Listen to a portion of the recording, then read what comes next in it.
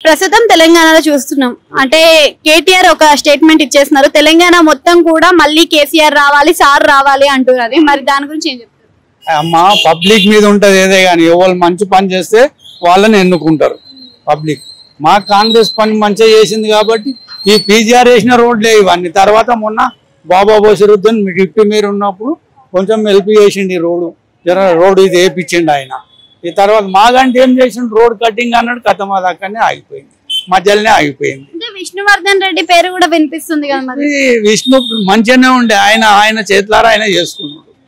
ఆయన కాంగ్రెస్ లో ఉంటే ఆయనకు పదవి ఏదన్నా ఒకటి వస్తుండే ఆయన బీఆర్ఎస్ లో పోయిండు ఆయనకు పదవి ఏది లేదు జాగృతి నుంచి విష్ణు నిలబెడతా అని కవితక్క అంటుంది కదా అది తర్వాత సంగతి అమ్మ వాళ్ళు ఏ బోల్ నిలబడ్డా కాంగ్రెస్ తరఫు నుంచి ఎవరు నిలబడ్డా మేము పనిచేస్తాం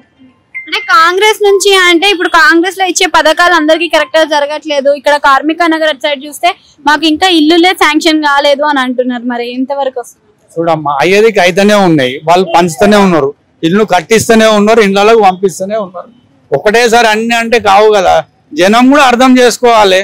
ఒకటేసారి ఇప్పుడు ఒక కాన్స్ట్రక్షన్లు అయినా ఇంకో కాన్స్ట్రక్షన్లు అయితేనే ఉంటాయి ఒకటేసారి అన్ని కావాలంటే వాళ్ళు కూడా స్థలం దేవులు ఆడాలి వాళ్ళకి డబ్బులు ఇవ్వాలి ఇండ్లు కట్టాలి అన్నీ ఉంటాయి ప్రభుత్వం అన్నప్పుడు ఆగానికి రాదు కదా వాళ్ళు కూడా అన్యాయం చేయరు కదా వాళ్ళు అట్లా అంటే ఇక కాంగ్రెస్ ఇక్కడ మళ్ళీ విజయం సాధిస్తుంది కంపల్సరీ 100% సాధిస్తుంది